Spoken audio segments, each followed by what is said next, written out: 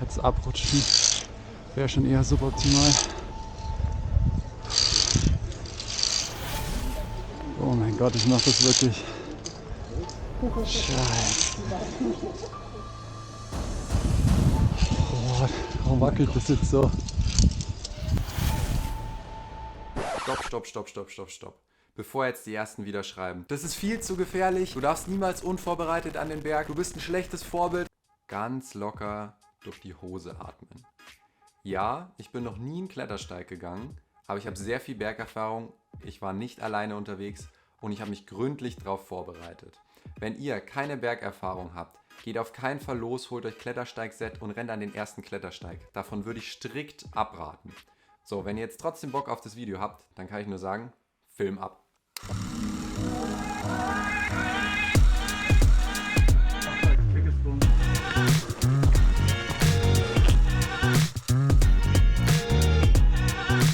Sicherheitsequipment ist angelegt. Basti und ich haben uns gegenseitig gecheckt. Safety first. Jetzt geht's los, wenn keine Warteschlange ist. Basti hängt schon in der Wand. Jetzt muss ich nachziehen. Den Klettersteig, den ich mir für mein erstes Vorhaben ausgesucht habe, führt mich auf den Donnerkogel und beinhaltet die sogenannte Himmelsleiter. Also bis jetzt ist das alles wie gewohnt aus dem Klettergarten. Einziges Problem, bisschen Zeitdruck. Wir sind nicht die Einzigen, die da heute Bock drauf haben. Während wir also viele Stunden im Seil hingen, konnten wir auf jeden Fall die Landschaft genießen, aber ich hatte auch viel Zeit zum Nachdenken. Es waren nun mal Sommerferien und wir standen davor schon ewig im Stau, deswegen war am Klettersteig unfassbar viel los und wir waren eigentlich schon viel zu spät dran. Aber das Ganze ist auch schon der Knackpunkt der Sache. Ich habe von diesem Klettersteig durch Instagram erfahren, wie so viele von euch wahrscheinlich coole Orte oder Erlebnisse erstmal online sehen. Aber wie oft macht man das wirklich? Meistens verliert man es aus den Augen oder hat es nach 2 Sekunden schon wieder vergessen. Aber ich wollte dieses Mal wirklich was durchziehen, was ich mir vorgenommen habe. Deswegen sind wir auch nicht einfach aus dem Klettersteig ausgestiegen und zurückgegangen. Es war einfach keine Option für uns. Wenn wir es an dem Tag nicht gemacht hätten, dann wäre es dieses Jahr nichts geworden und weiß Gott, was nächstes Jahr gewesen wäre. Prinzipiell muss ich sagen, bin ich den Klettersteig eigentlich komplett falsch angegangen. Ich habe die ganze Zeit an diese Leiter gedacht und komplett übersehen, dass man eigentlich erstmal 2 Stunden klettern muss, bis man überhaupt an diesen Punkt kommt. Und diese 2 Stunden gehen natürlich nicht einfach so vorbei. Das ist wirklich anstrengend. Vor allem das steile Stück, was ihr gerade im Hintergrund seht. Da habe ich wirklich viel zu viel mit meinen Armen gearbeitet und recht schnell geht einem dann da auch die Kraft aus. Deswegen war ich froh, dass auch viele Passagen dabei waren, wo man einfach locker durchgehen konnte. An dem Punkt hatte ich so ein bisschen meinen ersten Downer. Ich habe mir gedacht, oh shit, ich komme ja gar nicht überhaupt bis zu dieser Leiter hin und dann muss ich die ja auch noch rauf. Gleichzeitig habe ich schon dieses Video hier scheitern sehen und mir generell wieder viel zu viel Druck gemacht. Aber irgendwann kommt man dann, wie zum Beispiel beim Laufen, in den Flow, klettert einfach weiter, muss dann auch eine Zeit lang mal nicht mehr so viel arbeiten und dann ist das wirklich eine echt geile Sportart. Man muss die ganze Zeit im Moment sein, weil selbst bei den Gehpassagen sollte man wirklich nicht ausrutschen und zurückfallen.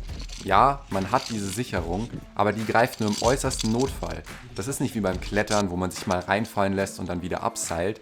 Diese Sicherungen beim Klettersteig sollen dein Leben retten. Du sollst aber nicht regelmäßig da reinfallen. Dementsprechend intensiv ist dieses Klettererlebnis. Du willst ja auf gar keinen Fall reinfallen, auch wenn du weißt, dass du dabei jetzt nicht sterben würdest, aber du willst dich auf gar keinen Fall verletzen. Ich war auf jeden Fall froh, Basti dabei zu haben. Der ist schon einige Klettersteige gegangen und hat da ein bisschen Erfahrung. Wen jetzt genauer die Tour interessiert oder wie man das nachgeht, der kann auf jeden Fall auch mal sein Video auschecken. Der geht da ein bisschen detaillierter auf die eigentliche Tour ein. Nach viel Warterei, einigen geilen Kletterpassagen und sehr viel sehr schöner Aussicht kamen wir dann an einen Punkt, von dem aus man die Leiter sehen konnte. Ach du Scheiße. Da drüben hängt einer. Noch ein kleines Stück weiter klettern und ein kleines Stück weiter warten und wir waren unter der Leiter angekommen. Und dort sah es so aus.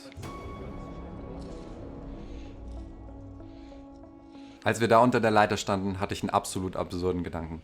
Was sind wir für eine crazy Spezies, dass wir einfach zum Vergnügen irgendwo in den Bergen rumklettern, wo Menschen absolut nicht sein sollten. Und wir klettern nicht nur hier rum, nein, hier ist eine Warteschlange, weil so viele Leute das machen wollen. Zu dem Zeitpunkt war es schon ziemlich spät und wir wollten unbedingt die letzte Gondel ins Tal erwischen.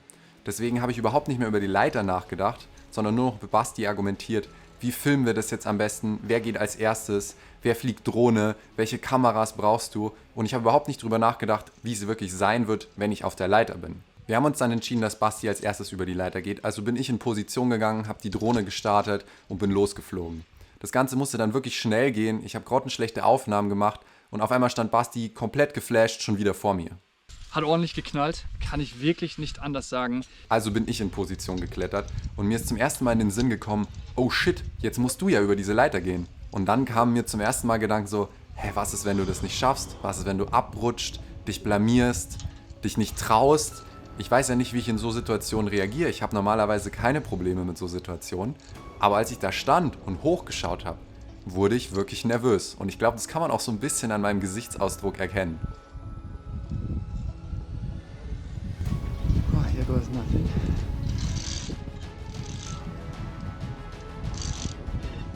Und dann passiert das, warum ich Actionsportarten so liebe.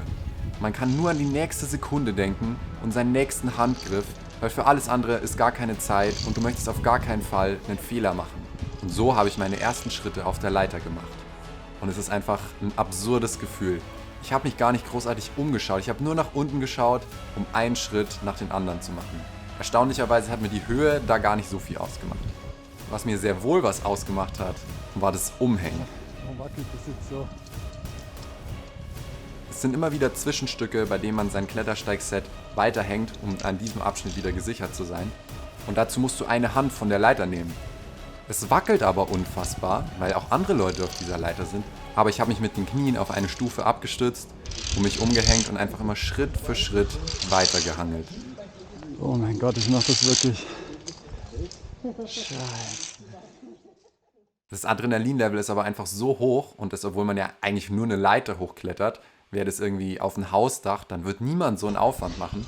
Aber weil es einfach so weit runter geht, ist dein Körper in so einer Alarmbereitschaft, das ist einfach ein total außergewöhnliches Gefühl. Aber man hat schon 5-mal Umhängen geschafft, dann wird man es auch noch ein 6. Mal schaffen. Das ist aber richtig.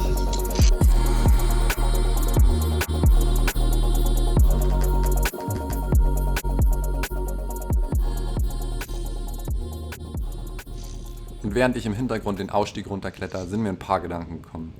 Ich habe es tatsächlich gemacht. Ich habe mir was vorgenommen und das Ganze durchgezogen. Und wenn es eine Sache gibt, die ihr vielleicht daraus mitnehmt, auch wenn Klettersteig gar nichts für euch ist, dann setzt euch mal ein Ziel und zieht's wirklich durch. Es gibt ein richtig Vertrauen in sich selbst, wenn man sich eine Hürde steckt, von der man nicht sicher ist, ob man sie schafft und sie dann letztendlich durchzieht. Und das ist eine Sache, die ich mit meinen Videos hier vielleicht bewirken will. Am Ende ist alles nur Kopfsache, man muss üben, man muss dranbleiben und das ist was ich mir so ein bisschen selbst beweisen will mit meinen Videos. Am Ende schafft man Sachen, die man davor gar nicht für möglich gehalten hätte und man merkt, sie waren die ganze Zeit schon in deiner Reichweite. Bei Basti angekommen, hatte ich einen unglaublichen Endorphinrausch und habe erstmal versucht, eine erste Impression aufzunehmen. Ey, ihr könnt es euch nicht vorstellen. Man weiß, es kann eigentlich nichts passieren. Aber man scheißt sich so ein. Es ist so wackelig. Vielleicht seht ihr es aus den Aufnahmen. Krasseste wahrscheinlich, was ich je gemacht habe. Mein Puls hatte aber nicht wirklich Zeit, um runterzukommen. Wir wollten ja noch unbedingt diese letzte Bahn erwischen und sind deswegen, ohne irgendwie das krass zu verarbeiten, einfach losgerannt Richtung Bahn.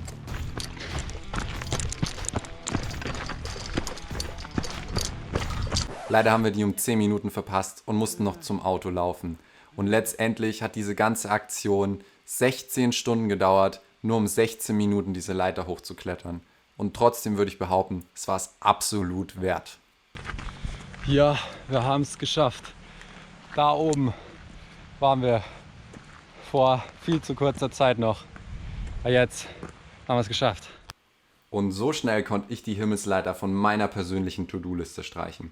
Ich habe noch viele weitere Sachen, die ich mir vorgenommen habe. Und falls euch so Shit gefällt, abonniert auf jeden Fall den Kanal. Ich werde noch jede Menge andere Sachen hier umsetzen. Falls ihr Vorschläge habt, kommentiert die gern. Und ansonsten sehen wir uns zum nächsten Video wieder. Ciao!